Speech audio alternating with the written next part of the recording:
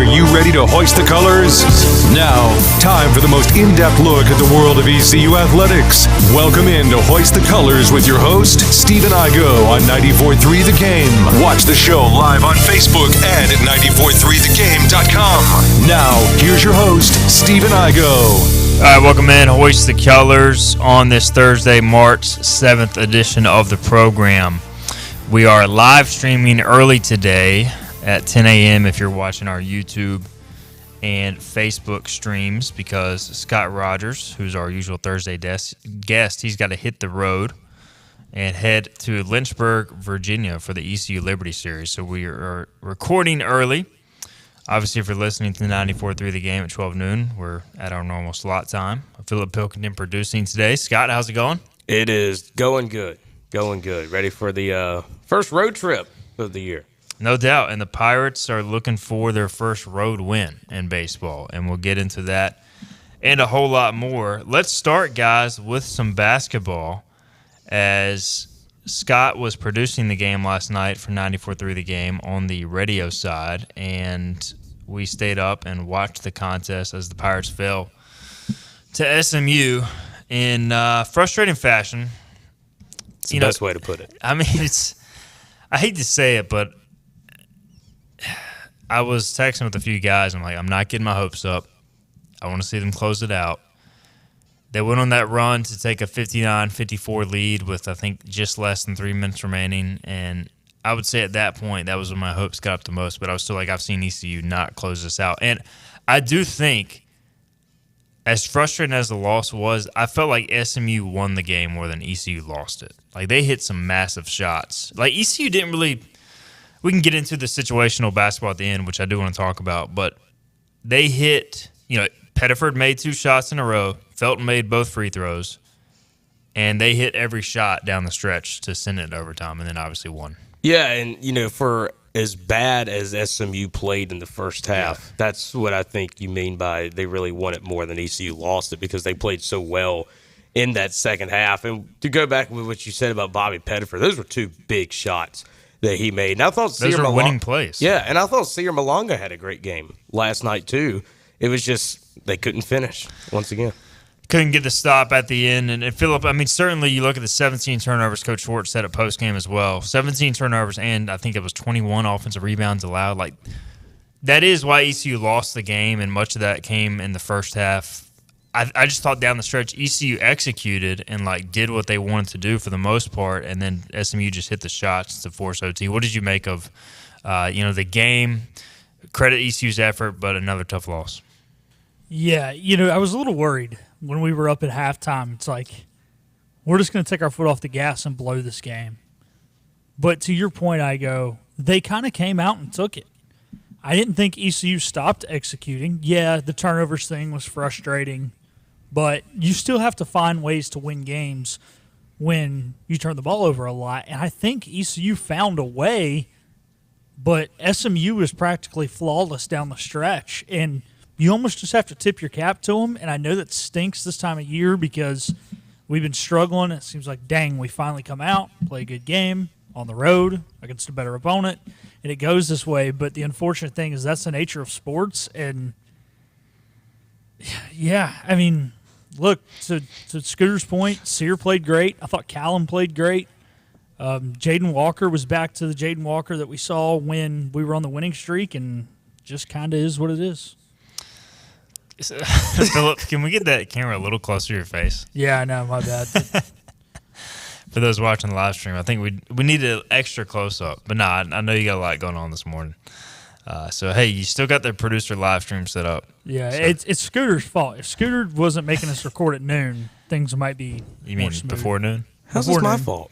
Because I don't touch cameras here. No, it's your fault because I'm busy, and we should have started at noon. You're making Philip rush is what he's saying. Yeah. I mean, it's not my fault East Carolina's leaving at noon. SMU, 4 of 20 from three-point range until the very end of the game. Less than 3 minutes to go. They make their last 3 of regulation, and then they make the one in early overtime. So they hit their last 4 threes. Zurich Phelps hits the game-time 3. All right, let's get into this discussion, guys, because I saw a lot of criticism of Coach Schwartz for the end-of-game management online from the standpoint of ECU led by 3, 65-62 after 2. R.J. Felton made free throws. 19.5 seconds remaining was the time. And, again, 3-point lead. There's a lot of debate. Do you foul up 3 in the waning seconds of a game? Typically I am for that. But I thought with the time remaining, like it's hard to, with 19 seconds left, you don't want to foul that early, And I saw a lot of, he should have told the team to foul if the shot clock got down. But then at that point, SMU is in its offensive set. They could throw up a shot. So that one didn't bother me as much. I don't know. What's y'all's take on not fouling in that situation? We'll start with Scott. I think you could see it both ways. It was tough for me to really get a good grasp on it because I couldn't see exactly what SMU was running, being that I was in studio producing. But like you said, normally it's not a bad situation to foul. But if you get too late in that shot clock, like you said, they're already in their offensive set, and as good shooting team as they are, they could easily throw up a shot at any moment. And so, and Schwartz said last night post-game that he liked the look defensively on that last play. It's just couldn't execute.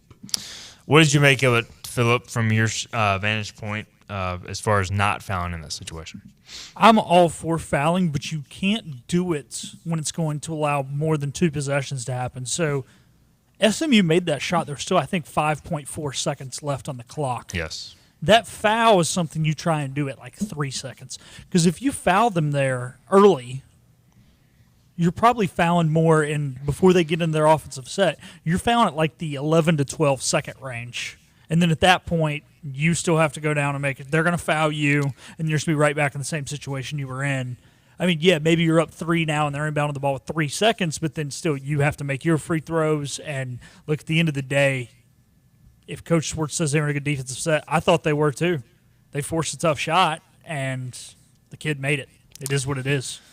Yeah, I mean, it's always easy to second guess. I just feel like if you watched it, I think it was Chuck Harris who started, their best 3-point shooter, or one of them. Like, he was in shooting mode with 13, 14 seconds left on the game clock. So, like, you can't go and foul him or he's going to throw up a shot. And then, like, they were running the ball screen. ECU was switching. Now, there was a little bit of a miscommunication when they switched to Phelps, but at the same time, Phelps is a 21% three-point shooter. He was 0 for 7 for the game. And he did get a pretty clean look. Maybe you want to get a little better defense there, but for the most part, like, he was 0 for 7 from 3 going in that shot, and you credit him for hitting the shot. Now, the other debate was, all right, 5 seconds left after they tie it. ECU does have a timeout left. Should they have taken a timeout on the inbounds? They get it to R.J. Felton. Coach Schwartz said after the game that he basically took a live look at the floor. SMU was kind of scrambling. They got the ball to Felton. He got a pretty clean dribble up the court, and then he just kind of lost the ball. He looked like he was bumped inside the 3-point line or just about there, and then lost the ball, didn't get a shot up. So, again, people were like, you should have called a timeout, come up with a set. His argument was, if you do that, you're probably not getting the ball in Felton's hands because they're going to double him and deny him the ball. So what did y'all make of that as well? They probably didn't realize they had timeouts left, considering how many timeouts we normally take in the first half. What was that, a Memphis game? We took 3 in the first half? Yeah, especially on those out-of-bounds possession-saving situations. But, I look back at the CIT championship game. We didn't call a timeout on that final possession, and we hit that 3 to win it.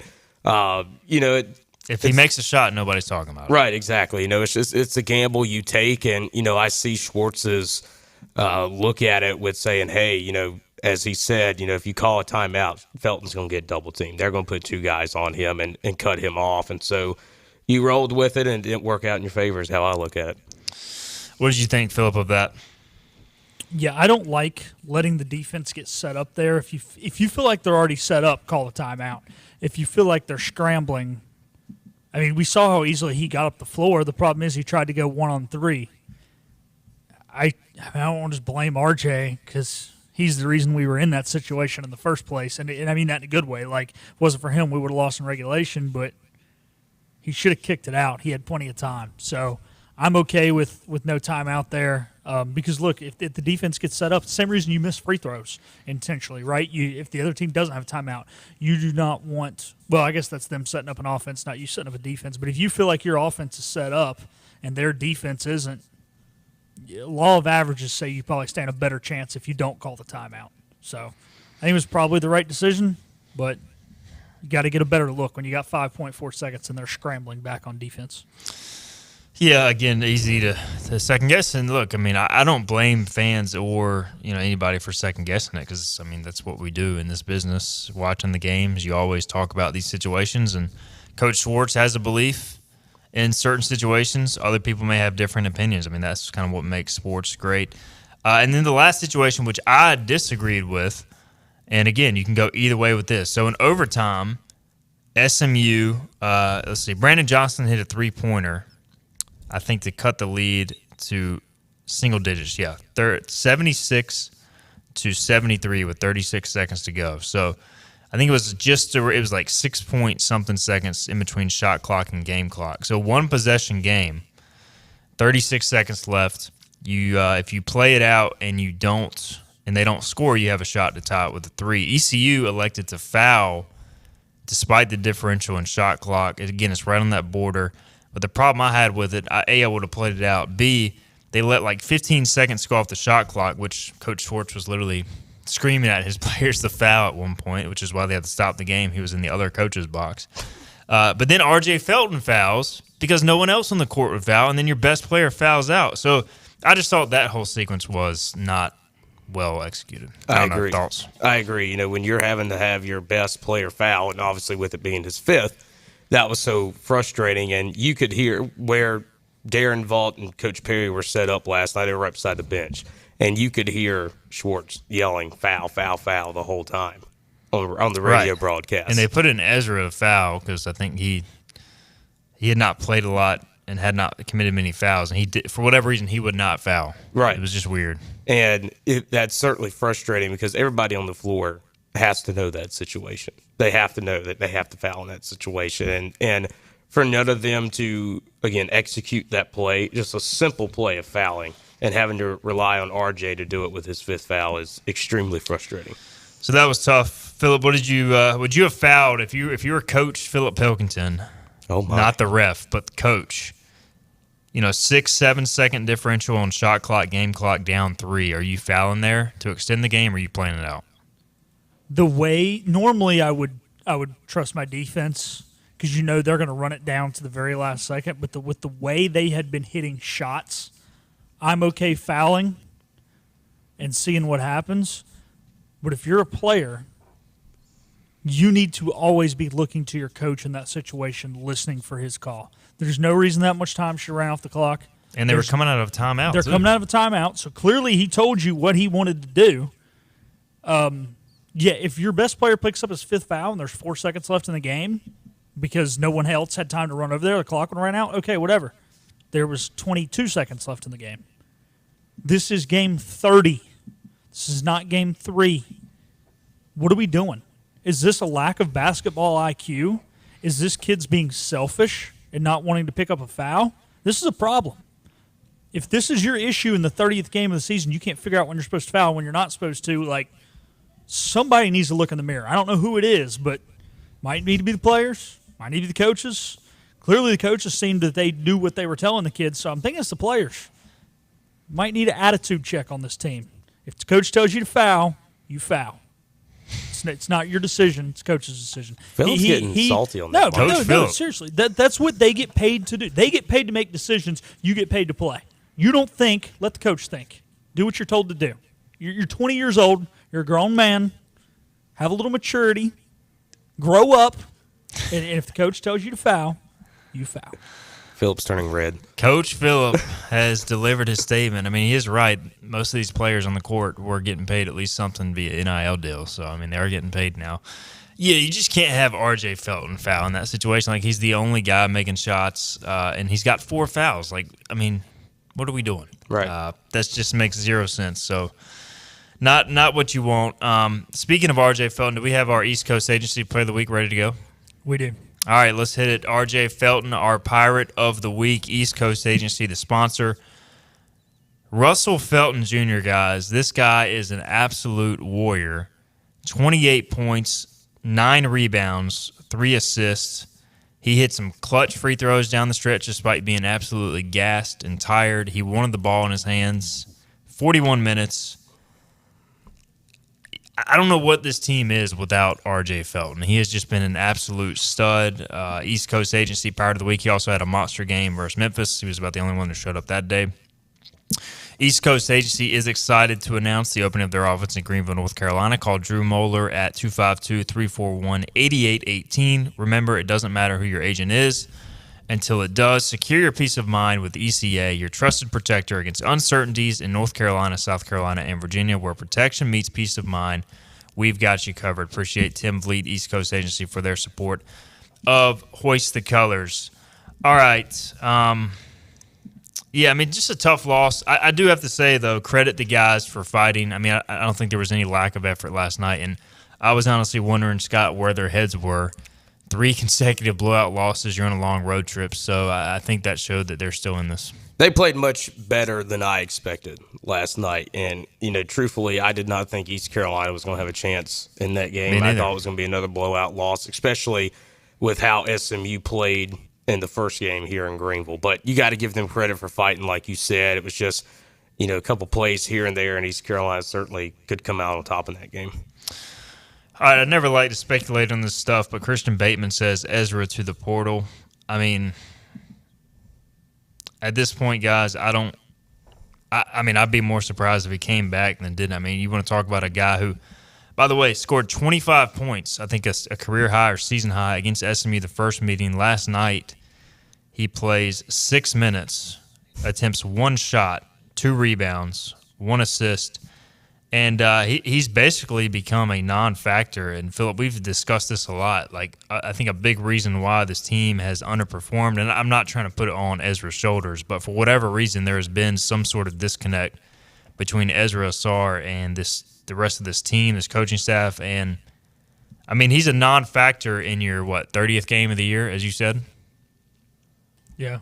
So, how did this happen? I mean, he's the guy who finished with 19 and 18 against Houston last year, and all of a sudden he's not even playing a role. Well, he's regressed this season, it seems like. It's just I think a lot of people are just kind of like, what happened here? That's all you can really say. Yeah, what happened? It's like you said, how do you go from scoring, 19 against Houston last year to playing 6 minutes against SMU this season? It just something's not right with him this year at all.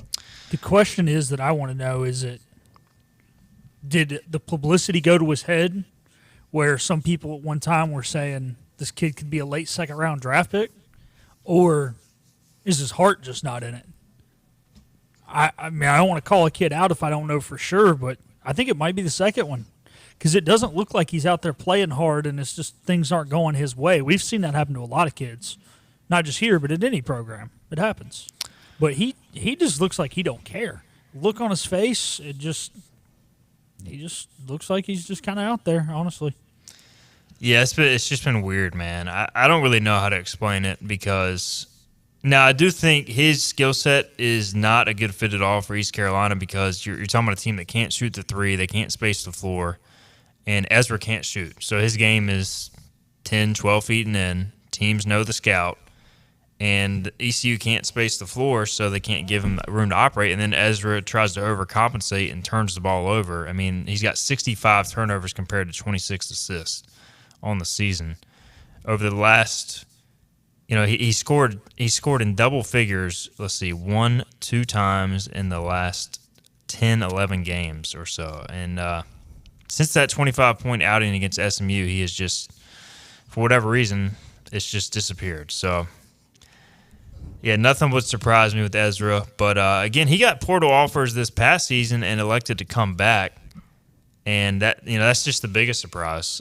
Christian says, look, the problem is we have way too much one-dimensional offense going on. RJ is not Kobe. He alone cannot win us ball games. Yeah, I agree. Just not enough shooters. Too much pump faking on the perimeter. ECU's got to lead the free world in pump fakes and not shooting the ball. But, again, credit the guys for fighting last night. And Charlotte, the season finale, regular season finale coming up Saturday, 4 o'clock tip-off inside Minji's. We'll see if they can get a win going to the conference tournament. All right, let's get a break in. We will switch gears. We'll come back. We'll talk baseball. Scott Rogers has got to hit the road shortly. You're riding with Coach O and Chip. That's right. We'll get the inside scoop on what a car ride is like with Coach O and Chip, and we'll talk about Liberty. We'll talk about the field. Is it Scott Rogers' fault? The fact that ECU was unable to play on Tuesday against VCU. We'll get into that more. This is Hoist the Colors on a Thursday. It's time to get more in 24 at Greenville Toyota. More savings, more selection, more for your trade. Get new Camrys $269 a month or new RAV4s $299 a month. Save big and get more in 24 at Greenville Toyota. Acre Station Meat Farm, along with Lane Angus Beef, bring you farm to fork beef. Stock your freezers now with affordable beef boxes, just in time for the grilling season. Farm to fork beef brings quality local beef to your family. From your traditional butcher shop, Acre Station Meat Farm. Come on down to Acre Station Meat Farm and find out why we're #1 in fresh cuts and friendly service. Acre Station Meat Farm, Highway 32 North, Pinetown. Other restaurants claim their food is fresh and fast, but are they friendly? At Moore's, you're treated like family the minute you walk into their doors. With locations in Winterville, New Bern, Swansboro, Morehead City, and Jacksonville. We've been practicing what we preach since 1945. At Moore's, our barbecue is slow cooked and smoked over real wood daily until it's so tender it's falling off the bone. Combined with our fresh chicken, cooked-to-order seafood, and homemade fixins, we're sure you'll agree. If it's not Moore's, it's less. You know what the problem is with standard belts? Usually you have to choose between too tight or the opposite, too loose. But with Anson Belt and Buckle, you don't have to choose. We got rid of the holes and instead have a track system designed for micro-adjustability. That way you can enjoy a perfect fit every time. Anson Belt and Buckle. Find your perfect fit today.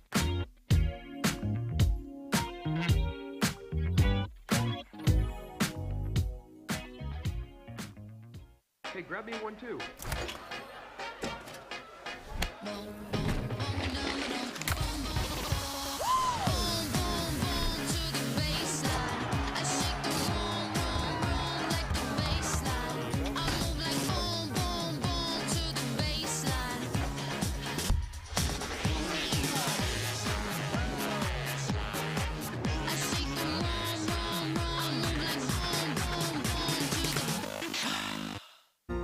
When a place is as special as this, you don't want to change a thing.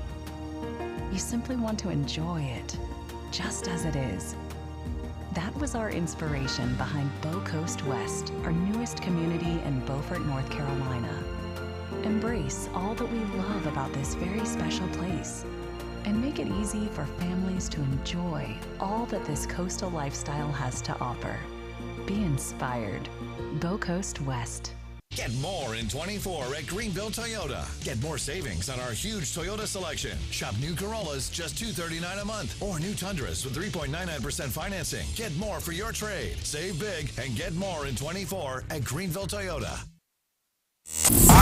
Back to Hoist the Colors with Stephen Igo. Drink up for me, Ozzy Joe-Ho. On 94.3 The Game. Welcome back in, Hoist the Colors on this Thursday. Fun opening segment talking Pirate basketball. I know it was another tough loss, but I thought we kind of dove into the weeds a little bit of the management, discussed the decisions. Chuck says Sear Malonga is going to be good. Yeah, Sear with 10 points, 9 rebounds last night in career high 35 minutes. So freshman, big guy. It was good to see him get some opportunities and really look good. So, yeah, if you got any more basketball questions, drop them. We'll get to them. But otherwise, we are switching gears to baseball. Scott, the Pirates did not lose a midweek game this week. Scott Rogers in studio, play-by-play voice at ECU. And no midweek loss this week, so that's a positive, right? That is a positive. But we also didn't win any either. Didn't play any. So I was told that they worked on the field all day Tuesday trying to get that game in, and it just was not playable on the infield due to whatever happened with the tarp. I don't know if you've gotten any further clarification. Cliff Godwin said on Monday's edition of Inside Pirate Athletics basically that there was kind of the pop-up shower Sunday night and Monday. They didn't have the tarp on the field, so that sounds like it basically ruined any chance to play on Tuesday. Yeah, and that was the first I had heard of anything was during a coach's show Monday night, and I had a shower, I was getting dressed, get ready to head over to the ballpark on Tuesday when Chip Welch texted me and said, "Hey, game's off tonight due to unplayable field conditions," and I was like, "What? The sun's out. Like, what's happening?" And then come to find out it was because of that situation where they didn't get the tarp out on Monday. And, just from prior experience with me with Greenville Little League and stuff, we've always said that those slow, light rains are worse on the dirt than your heavy rains, because those heavy rains, it runs off. With the amount of water you're getting, it pushes itself off the field. And with those slow rains, it just sits there and there's nowhere for it to go. And I think that's really what boiled down to the issue, especially with not having the tarp on.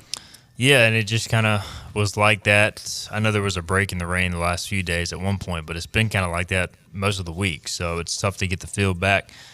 And look, it's unfortunate, but it is what it is. It happens, man. I mean, ECU was not trying to dodge the game. So all this crap about ECU trying to prevent from playing a midweek game due to lack of pitching, please stop. All right. You really think Cliff Godwin is gonna try to dodge a baseball game? This dude wants to play. VCU was here, right? Yeah, they were here. They came here. They tried to get the game in. It was unplayable.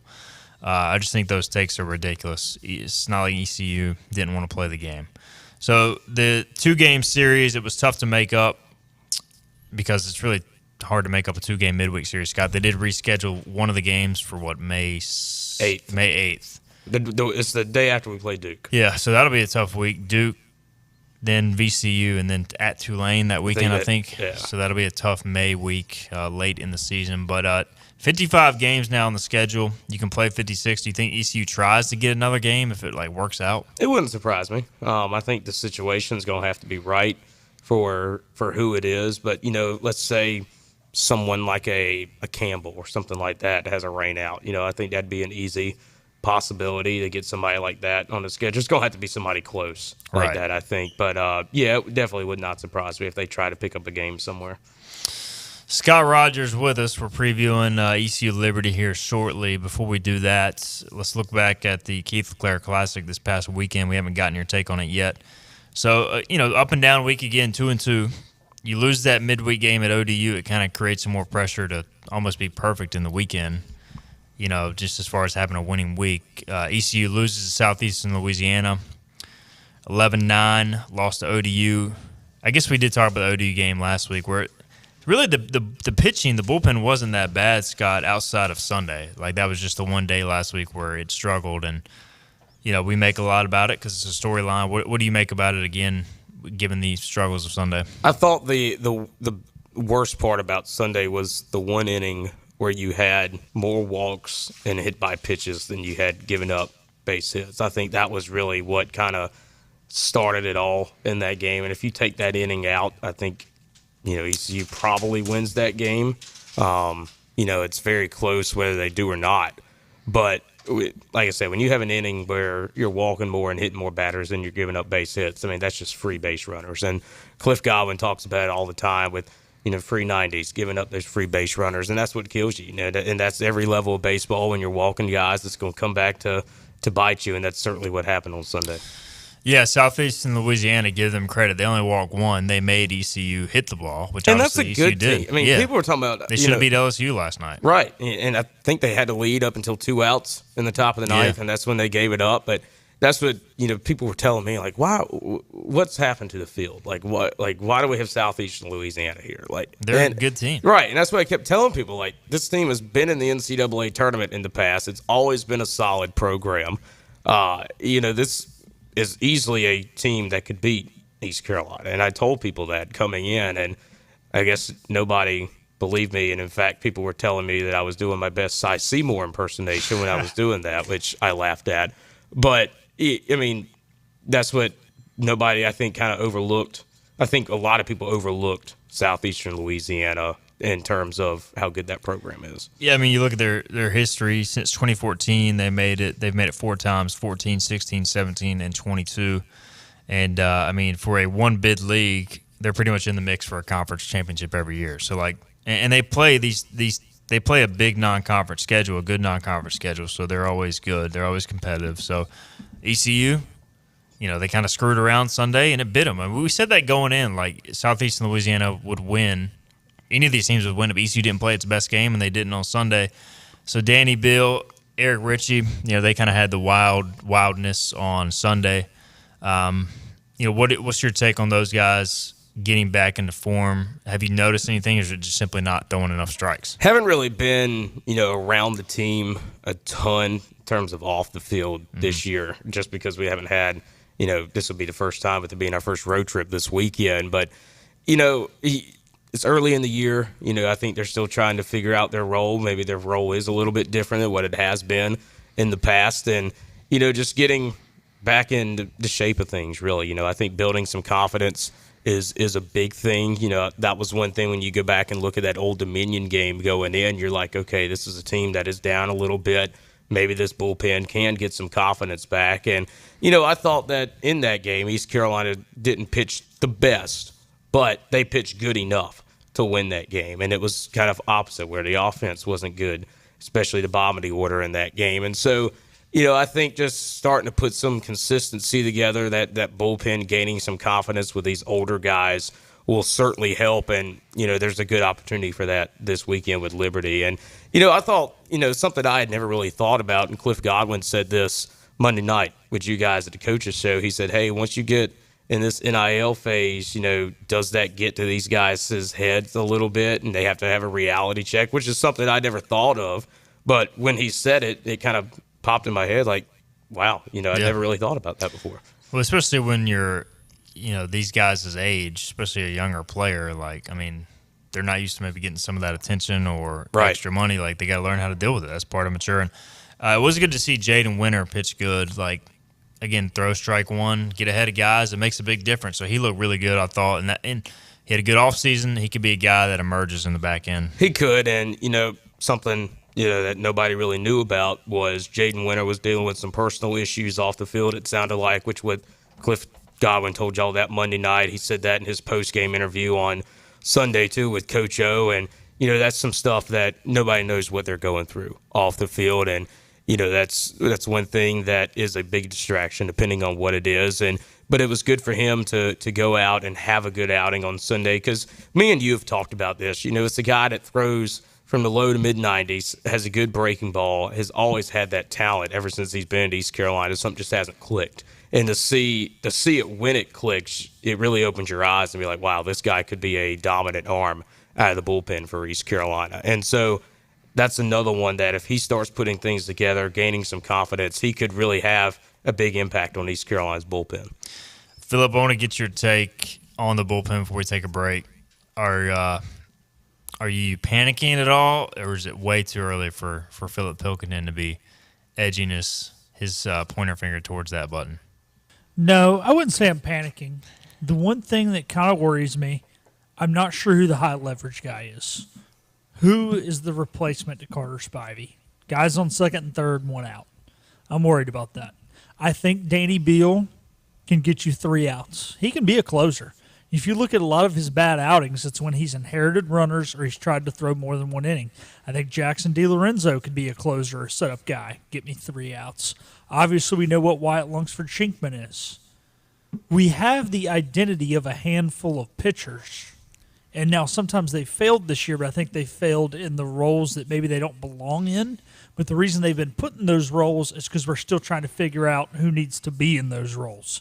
And Coach Godwin and AK are trying to figure that out. And if a month from now I still don't know who the replacement for Carter Spivey is, will I be panicking that we can't win a regional or a super regional? Yeah, because you're going to have to get out of some jam at some point in a regional or some point in a super regional, and you're going to have to know who that go-to guy is. But right now, we've only played 3 weeks of baseball. Carter Spivey's not on the team anymore. He was that guy all year last year. And how do you know who can fill in for that role when nobody's ever been put in that situation before? So it's just about putting guys in tough situations and see who comes out on the other side of it. I feel like they already kind of have one in Shinkman, but they need another. Just because you obviously can't use the same guy. True. And the thing is, Shinkman's also a 3-4 inning guy. He's the guy like, my starter went 6. I don't want to use anybody else. Go get the last 9 outs of the game. Right. And he's like, all right, coach, got you. Yeah, and we'll see. I mean, Danny Bill towards the end of last year became that guy, but maybe he's more comfortable starting, clean innings. They definitely need to find somebody who can get out of those jams when they present themselves. All right, we'll get a break in. We'll come back. We'll look ahead to Liberty with Scott and Philip. We'll discuss that and more. This is Hoist the Colors on a Thursday. Hi, I'm D.R. Alligood. And I'm his daughter, Jessica. For 11 years, we have built quality driveways and parking lots for both your residential and commercial needs. We also offer free on-site quotes to have your custom driveways built the way you want. 252-946-1227.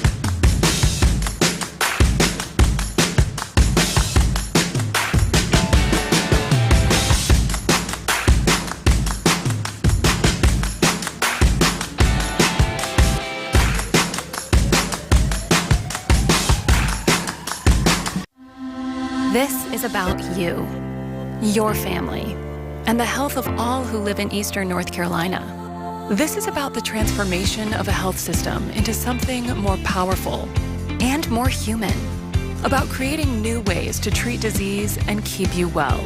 This is about ECU Health, which is to say, it's really all about you. ECU Health. Minds, hearts, purpose. Fifth Street Hardware is the home of the $9 lunch special Tuesday through Fridays. $9 specials every day, including the famous Burger Day on Tuesdays, Flatbread Pizza Wednesday, the famous Fifth Street Hardware Reuben on Thursday, and fried fish or shrimp on Friday. Plus trivia on Wednesday nights and live music every Thursday nights. And the Prime Rib Brunch Buffet has returned on Sundays. You heard that right. The Brunch Buffet with all the great items, including prime rib. Fifth Street Hardware in downtown Greenville. Your confidence makes everything look good. You see the world in vivid color, not black and white. Swing through your neighborhood Fantastic Sam's Cut and Color.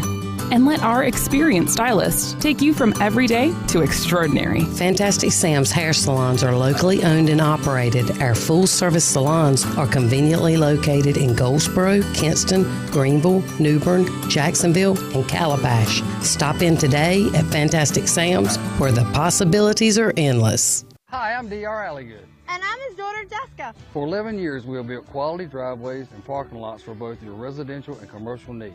We also offer free on-site quotes to have your custom driveways built the way you want. 252-946-1227.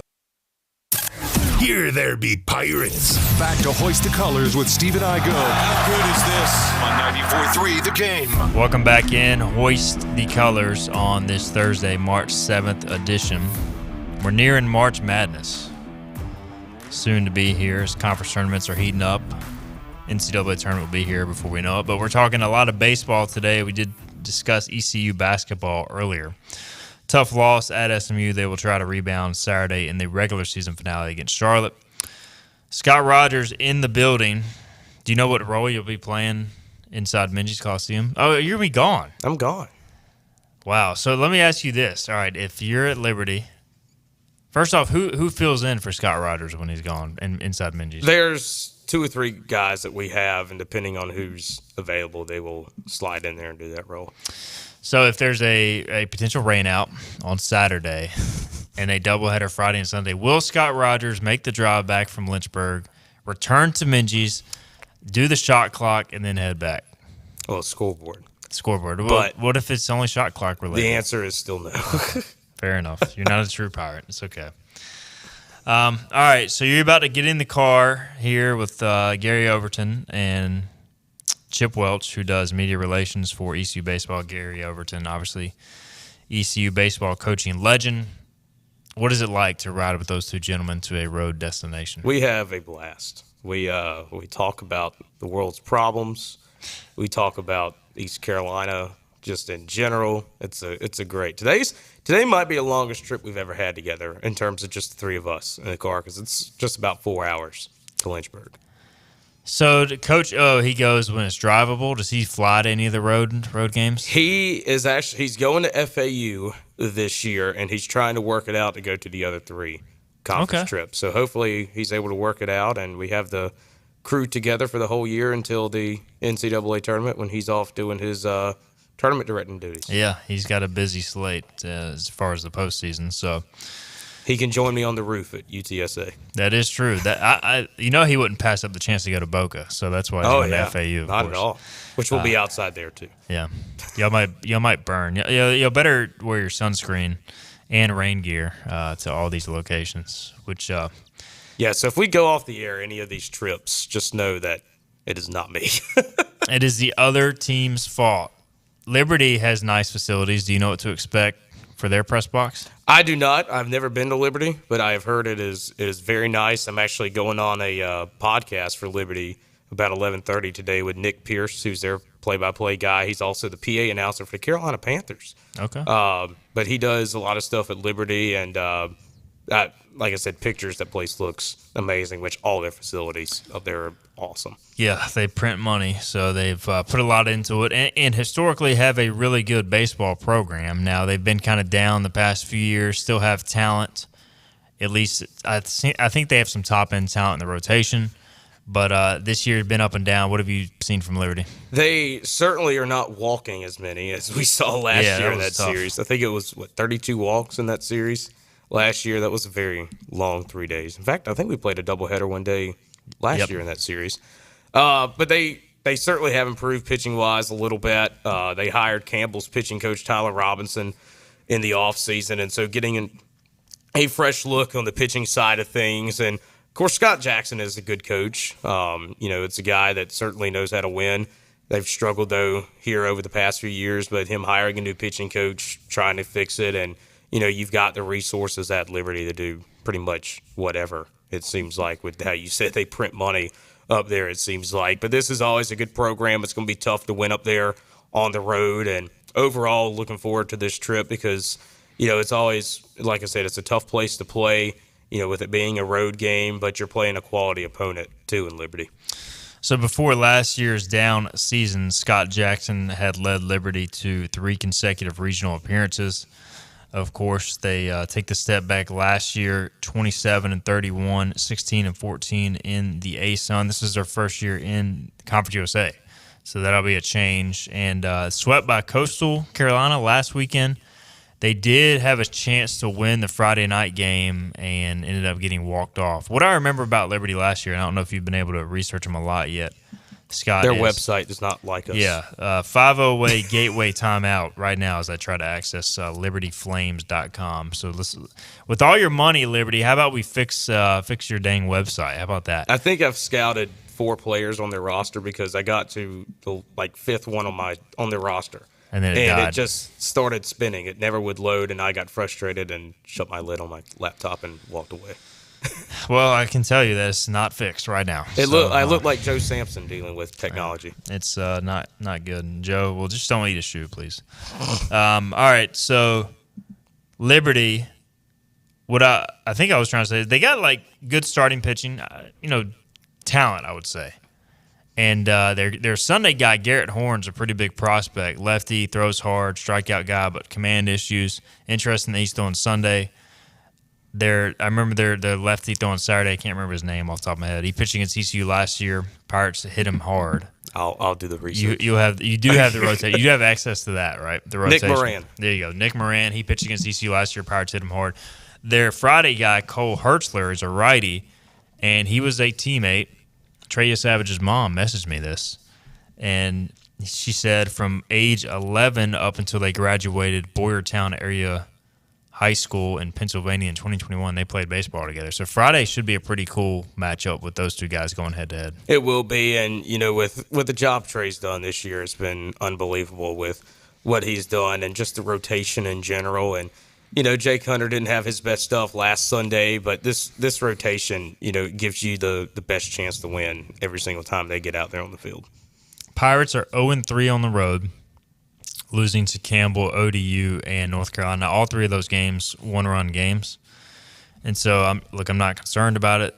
I do think they need to win this series this weekend, at least from a optics standpoint, and getting some confidence on the road. Sweeping, it's going to be tough. You're on the road, and Liberty is a quality team. But I feel like anytime you've got your Savage and Root in a weekend series, plus you should be fresh overall. You do feel pretty good going in. Oh, absolutely. And, it's almost getting to a point where, you feel more comfortable on Saturday almost just because Root's been so dominant this year. But you feel so confident about winning those first two games just because of the job that your Savage and Root has done, and your confidence is still there for a sweep on Sunday with what Jake Hunter has done as well. And, that's one thing that I think separates East Carolina from so many this year, and just different and East Carolina teams in the past with how good this rotation is, because that you have a really good chance every time you take the field on the weekend. It's interesting because you look at the team right now, and it's like you feel really good about the top end players, and then there's still some things to work out, which is a lot of probably top 25 college baseball teams. But you've got three premier arms in your Savage, Root, and Shinkman. Obviously, Jake Hunter, I think, is going to be a very capable third option. It's just like if you can develop three more go-to arms, you feel pretty good there. In the lineup, we saw Colby Wallace emerge. We talked about him last week on this show, Scott. I don't think we expected him to play as much as he did, but we were like, hey, could we see Colby Wallace soon? Well, he showed he's more than ready. And the way that he looked in the box did not look like a freshman. He's a big dude. He's a big dude. He used the whole field. Right. And his confidence when he stepped in that box, like I said, it did not look like a freshman at all. And, he's an old school player. He's very blue collar. He's kind of a quiet guy, doesn't say much. And, he's a typical East Carolina player, I think, and he's going to be a big part of this program for the next few years. We've talked about how left-handed heavy they are in the lineup. And you look at the young guys, Scott, Colby Wallace, Walker Barron has had some good at-bats, and then Bristol Carter, all of a sudden, if those guys keep coming along, you could be a little more balanced. Right, and, Walker Barron has looked good offensively. And that's one thing with this bench is you've got so many guys to pick from, and that's not even talking about the normals like Cam Clutch, Chaz Myers in that conversation. There's so many you can go with off this bench depending on the situation. All right, Scott Rogers with us. We will take our final break. We're going to go around the horn when we come back. We're going to go picks to click for this coming weekend. Ooh. And we'll make a prediction on what player we think will have a breakout weekend or just a good weekend. We'll discuss that and more. This is Hoist the Colors on a Thursday. Air Service is back at Pitt Greenville Airport, offering safe, clean facilities and flights from American Airlines. That means the short commute, quicker lines, and better prices that get you where you're going fast and easy. See it for yourself. There's great things inside at Pitt Greenville Airport. Storm season is approaching. North Carolina weather can damage your roof, and before long, a small leak can turn into a big problem. Your home is one of your biggest investments, so protect it with Wells Home Improvements. We work with all insurance companies for a hassle-free roof installation experience. Call us today and get 10% off your roof installation when you mention this commercial. 252-227-8403 or visit us online at wellshomeimprovements.com. Wells Home Improvements. Local, honest, dependable. Get ready for an unforgettable experience at the first annual Mid-Atlantic Hunting and Fishing Expo, happening in Greenville, North Carolina on March 23rd and 24th. Explore a wide array of exhibits showcasing the latest gear, equipment, and accessories. Discover expert tips and techniques from seasoned professionals in captivating seminars. Connect with fellow outdoorsmen and immerse yourself in the world of outdoor adventure.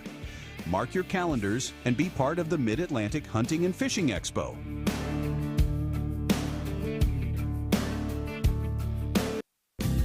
Big tax credits are back. Get a 30% tax credit, up to $2,000 off your new Mitsubishi electric heat pump install. Let Comfort Master help you take advantage of the tax credits with a qualifying Mitsubishi electric ducted heat pump or non-ducted Mitsubishi electric mini splits. Mitsubishi electric mini splits are ideal for bonus rooms, garages, or sunrooms. If you need a new HVAC unit, call Comfort Master today. Call Comfort Master. Call Comfort Master. When a place is as special as this, you don't want to change a thing. You simply want to enjoy it, just as it is.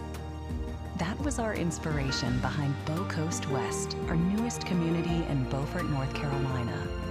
Embrace all that we love about this very special place and make it easy for families to enjoy all that this coastal lifestyle has to offer. Be inspired. Bow Coast West. Hey, grab me one too.